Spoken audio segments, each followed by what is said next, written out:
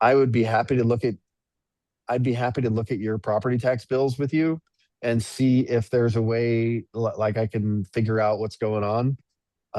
I'd hate to see massive property tax increases as well, and I'd be happy to help you. So there you go. Senator McCay, I appreciate your keeping track of the conversation. Lowell Nelson asked earlier if this bill would apply to PIDs, the public infrastructure districts. Would it just control their rate of increase like anything else, or would it be different? It would be different, but so if you are living in a PID, okay, if someone's living in a PID, a PID is taken out on a certain amount of infrastructure that's needed for a property or whatever it may be, and that let's say that it's a $1 million, or a $10 million water tank, okay, and they take out a $10 million for a water tank. That is the finite amount. Your rate should only fluctuate in as much as your value fluctuates in comparison to the rest of the market. But because that's a capital project that is an extinguishing debt, that rate should not fluctuate. There would never be a vote by a PID that would increase your rate, period. That like PIDs don't increase property taxes in the same way that like your county or your mosquito abatement district or your city or whatever it may be. So I guess it wouldn't constrain them, but if you live in a PID, that wouldn't apply the same way anyway. Am I understanding right? Then PIDs are more static. Is that the idea? Yes, they're definitely more static, and they don't have the same authorizations to continually take out debt.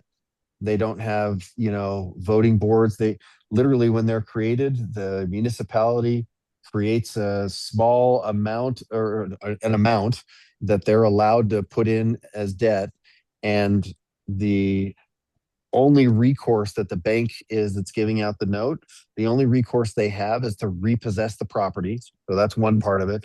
And I know this from the banks, they're requiring 3x security on the note. So in that $10 million water tank example, they would require that the balance of the property that is being levered as part of the PID is $10 million, or is $30 million, so that it's 3x the value of that tank. So it's oversecured, and you shouldn't see massive adjustments, and it's a static amount that doesn't change. Okay. We're getting close to wrap up time. We usually stop at an hour, but this is a juicy topic, and we had, the two representatives and the senators. So we plan to go just a little bit longer. Is there anyone else in the audience with questions that would like to ask about the property tax cap bill?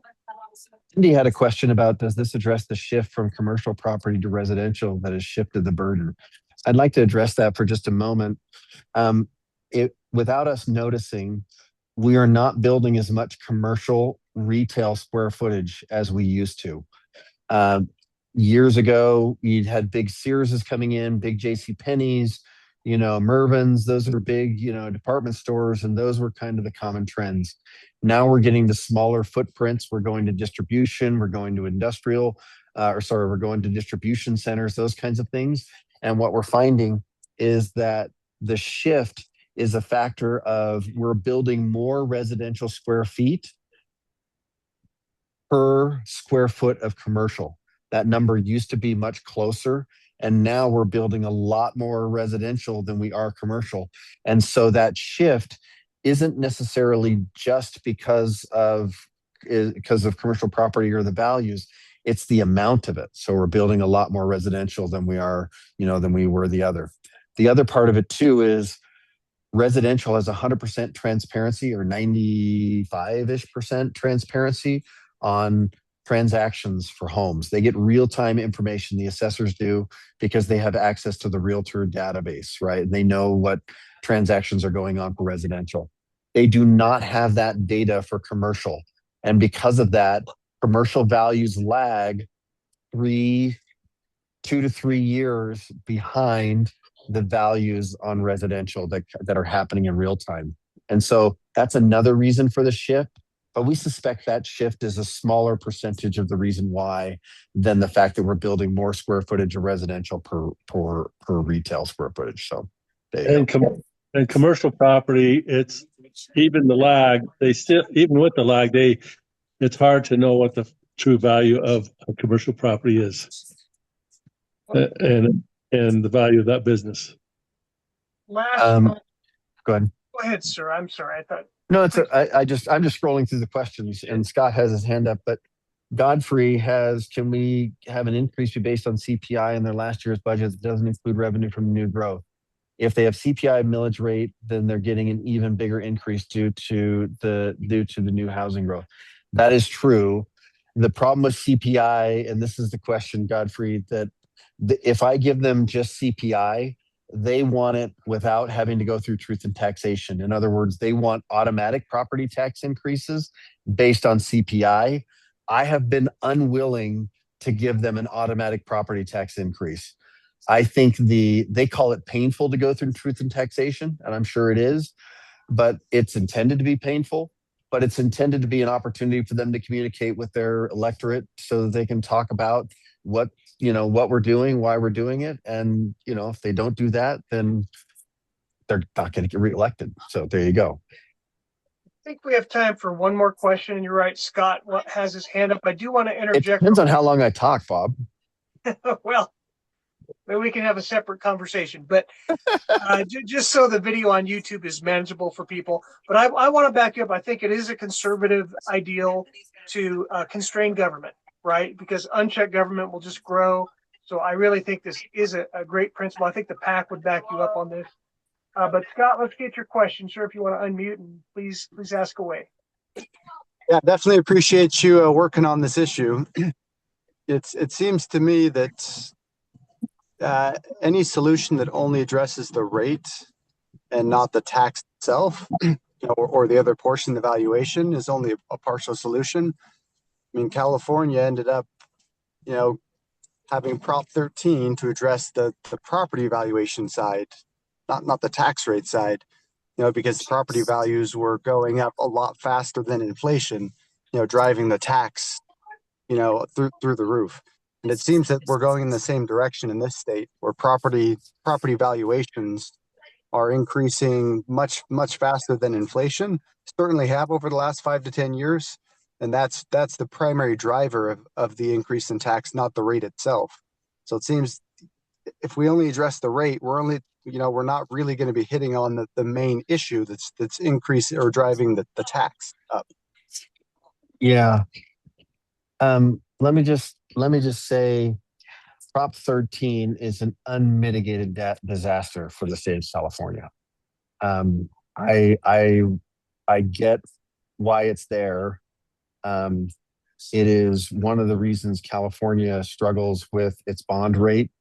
It is one neighbor that lives in a house for 10 years is paying a different tax value in the same neighborhood as someone who lives next to them that just moved in. And in a lot of ways, it is the most painful for our kids, or for their kids who are trying to buy homes. The people who are older are living the dream because they've got old property and they've got old property tax rates, and it unfairly punishes their kids because they're more recent buyers. I just think from a regressive tax position, it is probably one of the most draconian. I will also say it is the easiest to cheat. If you are in San Jose or you're looking in the Bay Area, you will frequently be more likely to find a home that you will actually buy the LLC, and the LLC owns the home, and you then inherit the value of the LLC's ownership when you're talking about transferring properties. And so there have been problems. Anyways, I won't tell you why, all the other reasons why Prop 13 has been a disaster. But remember, our system, when property values get more valuable, it doesn't change the revenue that goes to the government. It just, rates will float down as the property increases in value in the area. And so I would love to find ways to cut at the revenue, to force savings, to force some of those things. But one principle that Jefferson and Madison was always teaching us about is that local control, the government that's closest to the voter is the best government. I would rather 5 tyrants that live in my neighborhood than 104 tyrants that go to Salt Lake City and make bills, or 535 tyrants that go and make bills, in Washington D.C. And so that's how it's supposed to work principally. And so while we might hate that locals are raising our property tax or doing X, Y, and Z, I am nervous when we ask the legislature to step in and push a statewide value on what is supposed to be the most accountable form of government we have in the state. Either we believe in local governance and its accountable nature, or we don't. And if we don't, I don't know. I will say this, and this is one thing is cracked me up. I'm totally with you, Brian. I want no tyrants either, but I've been called a tyrant too many times, so I use that label too willy-nilly.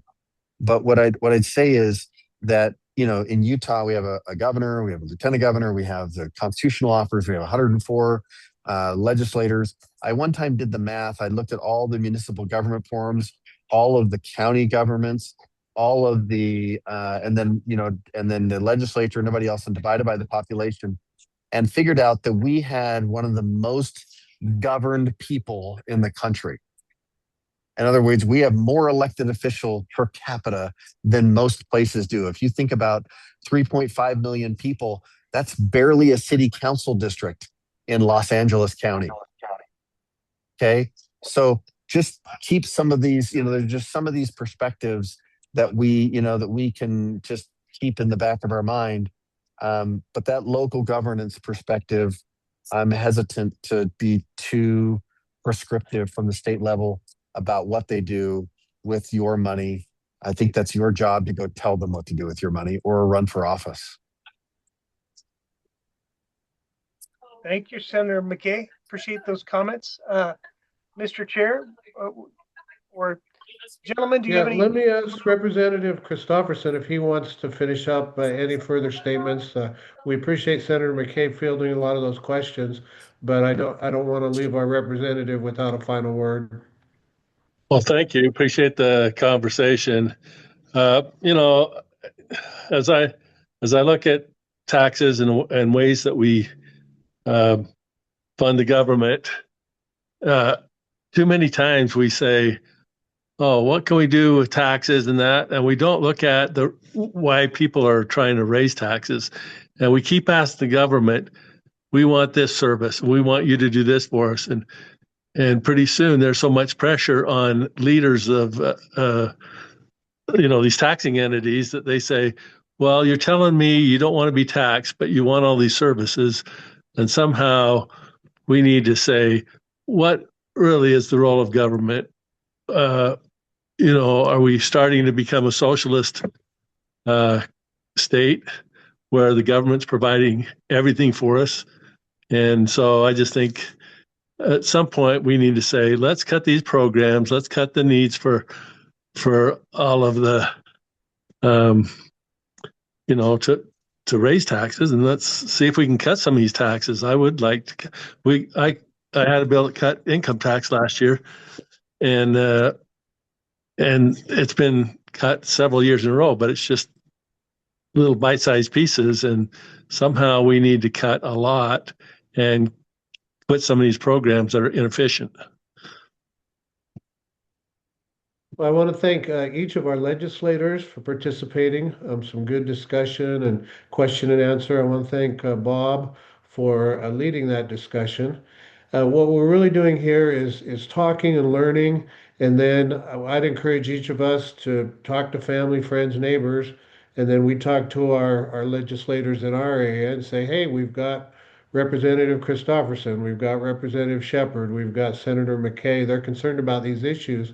Can you see what they're running and maybe support that if that's what we want? And so I think we're grassroots right here. We're going to push up towards those who can make these changes. And so again, we thank everyone for participating, and we'll continue to have these type of forums where we can see what issues are coming to the forefront. So with that, Merry Christmas to all, and to all a good night. Thanks. Thank you. Appreciate it. Thank you, everyone.